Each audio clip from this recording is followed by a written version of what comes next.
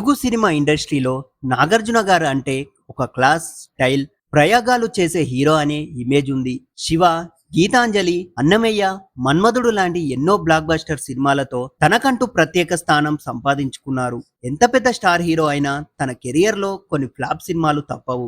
నాగార్జున గారి కెరియర్ లో కూడా భారీ అంచనాలతో వచ్చిన బాక్సాఫీస్ దగ్గర డిజాస్టర్ అయిన సినిమాలు చాలానే ఉన్నాయి. అవి అసలు ఎందుకు ఫ్లాప్ అయ్యాయి? కథలో లోపమా, డైరెక్షన్ సమస్యలా, లేక టైమింగ్ మిస్ అయిందా? ఇప్పుడు ఆ సినిమాల గురించి పూర్తిగా తెలుసుకుందాం. మొదటి సినిమా బాయ్. 2013లో విడుదలైన బాయ్ సినిమా నాగార్జున గారి కెరియర్లో పెద్ద డిజాస్టర్లో ఒకటి.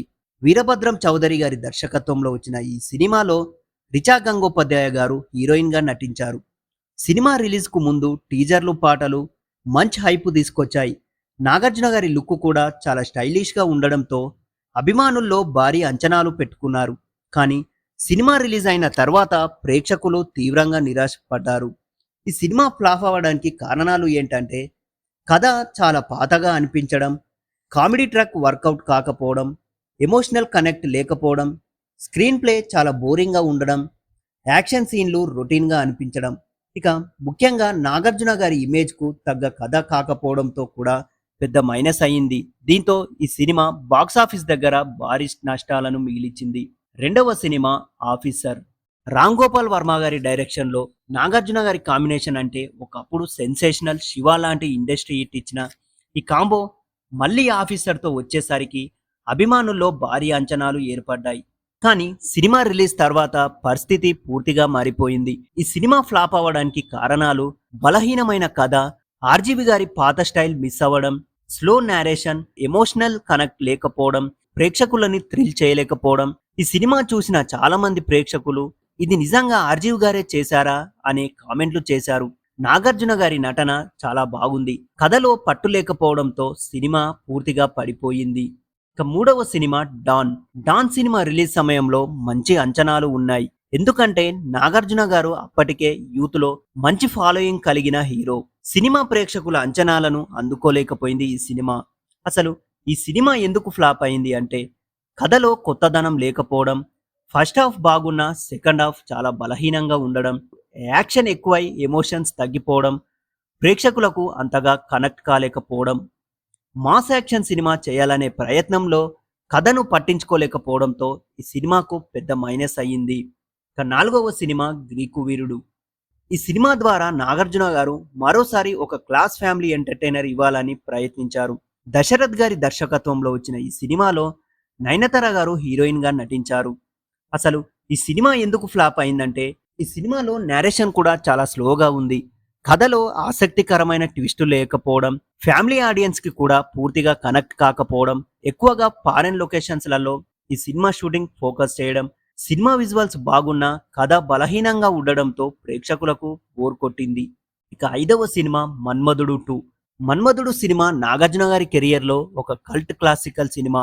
మన్మధుడు 2 పై భారీ అంచనాలు ఏర్పడ్డాయి. రిలీజ్ తర్వాత అభిమానులే తీవ్ర నిరాశకు గురయ్యారు. ఈ సినిమా ఫ్లాప్ కి కారణాలు ముఖ్యంగా ఒరిజినల్ మన్మధుడు మ్యూజిక్ లేకపోవడం, బలహీనమైన కామెడీ లేకపోవడం, కథలో డెప్త్ లేకపోవడం, నాగార్జున గారి క్యారెక్టర్ ను ప్రేక్షకులు అంగీకరించకపోవడం, ఫ్యామిలీ ఆడియన్స్ కు ఈ సినిమా అస్సలు నచ్చలేదు. ఈ సినిమా పెద్దగా కనెక్ట్ కాకపోవడంతో బాక్సాఫీస్ దగ్గర చాలా పెద్ద డిజాస్టర్ గా అయ్యింది. ఇక ఆరవ సినిమా వైల్డ్ డాగ్. ఈ సినిమా కంటెంట్ పరంగా చాలా బాగుందని చాలా మంది విమర్శకులు కూడా అభిప్రాయపడ్డారు. బాక్సాఫీస్ దగ్గర మాత్రం ఆశించిన స్థాయిలో ఆడలేదు. ఈ సినిమా ఫ్లాప్ అవ్వడానికి కారణాలు కరోనా తర్వాత థియేటర్లలో ప్రేక్షకులు పూర్తిగా రాకపోవడం, సినిమా చాలా సీరియస్ గా ఉండడం, కమర్షియల్ ఎలిమెంట్స్ తక్కువగా ఉండడం, ఫ్యామిలీ ఆడియన్స్ కు కనెక్ట్ కాకపోవడం.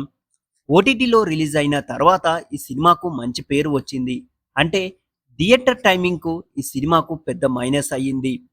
ఏడవ cinema the ghost. Praveen Sattaru దర్శకత్వంలో వచ్చిన ఈ యాక్షన్ థ్రిల్లర్ పై మంచి అంచనాలు ఉన్నాయి.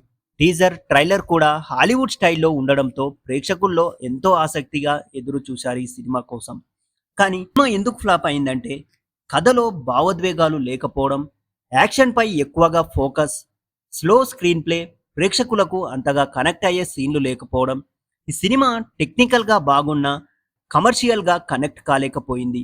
8వ సినిమా రగడ. రగడ సినిమా పూర్తిగా కమర్షియల్ మాస్ ఎంటర్టైనర్ గా వచ్చింది. ప్రేక్షకులు ఆశించిన స్థాయిలో ఎంజాయ్ చేయలేదు. ఈ సినిమా ఫ్లాప్ కు కారణాలు ఓవర్ మాస్ ఎలిమెంట్స్, కథలో లాజిక్ లేకపోవడం, రొటీన్ స్క్రీన్ ప్లే, కామెడీ సరిగ్గా వర్కౌట్ కాకపోవడం. ఈ సినిమాలో పాటలు బాగున్నా కథ పరంగా బలహీనతగా కనిపించింది. నాగార్జున గారి సినిమాలు ఫ్లాప్ కావడానికి కామన్ కారణాలు ఏమిటంటే కథలో కొత్తదనం లేకపోవడం. చాలా సినిమాలో రొటీన్ కథలు కనిపించాయి. ప్రేక్షకులు కొత్తదనం కోరుకునే సమయంలో పాత ఫార్ములాతో రావడం పెద్ద మైనస్ అయింది. స్క్రీన్ ప్లే బలహీనత. కొన్ని సినిమాలలో మంచి కాన్సెప్ట్ ఉన్న స్క్రీన్ ప్లే సరిగ్గా లేకపోవడంతో సినిమా బోర్గా అనిపించింది. నాగార్జున గారి లాంటి స్టార్ హీరో సినిమాలకు సహజంగానే భారీ అంచనాలు ఉంటాయి. సినిమా ఆ స్థాయిని అందుకోకపోతే వెంటనే నెగిటివ్ టాక్ వస్తుంది. కొన్ని సినిమాలలో దర్శకుడు కథను సరిగా హ్యాండిల్ చేయలేకపోవడం, దీంతో సినిమా పూర్తిగా డ్యామేజ్ అయ్యింది. కొన్ని మంచి సినిమాలు కూడా సరైన సమయంలో రిలీజ్ కాకపోవడంతో ఫ్లాప్ అయ్యాయి. వైల్డ్ డాగ్ దీనికి మంచి ఎగ్జాంపుల్. అయినా నాగార్జున గారు ఎందుకు అంత ప్రత్యేకమైన హీరో? ఫ్లాప్లు వచ్చినా కూడా నాగార్జున గారు ఇప్పటికీ టాలీవుడ్ లో ఒక ప్రత్యేకమైన హీరోగా కొనసాగుతున్నారు. ఆయన ఎప్పుడూ కొత్త ప్రయోగాలు చేయడానికి భయపడరు. భక్తి సినిమాలు ఎన్నో చేశారు. రొమాంటిక్ హీరోగా ఒప్పించారు. యాక్షన్ సినిమాలు చేశారు. మల్టీ స్టారర్ సినిమాల్లో కూడా నటించారు. ఓటీటీ ట్రెండ్ కి కూడా ఆయన అడ్జస్ట్ అయ్యారు. ఇది ఆయన ఇతర హీరోలతో పోలిస్తే ప్రత్యేకంగా నిలబెడుతుంది. ఒక హీరో కెరియర్ లో హిట్లు ఎంత ముఖ్యమో ఫ్లాప్లు కూడా అంతే ముఖ్యమైనవి. ఎందుకంటే అవి తర్వాతి నిర్ణయాలను మార్చుతాయి. నాగార్జున గారి కెరియర్ లో వచ్చిన కొన్ని ఫ్లాప్ సినిమాలు అభిమానులని నిరాశపరిచిన ఆయన స్టార్డమ్ ను మాత్రం తగ్గించలేకపోయాయి. ఇప్పటికే కొత్త కథలు ప్రయత్నిస్తూ ప్రేక్షకులని ఎంటర్టైన్ చేయడానికి నాగార్జున గారు సిద్ధంగానే ఉన్నారు. అందుకే ఆయనను చాలా మంది టాలీవుడ్ ఎవర్ గ్రీన్ కింగ్ అని పిలుస్తారు. మరి నాగార్జున గారి సినిమాలలో ఇంకా ఏమైనా ఫ్లాప్ సినిమాలు ఉంటే మా కామెంట్ బాక్స్ లో మాకు తెలపండి.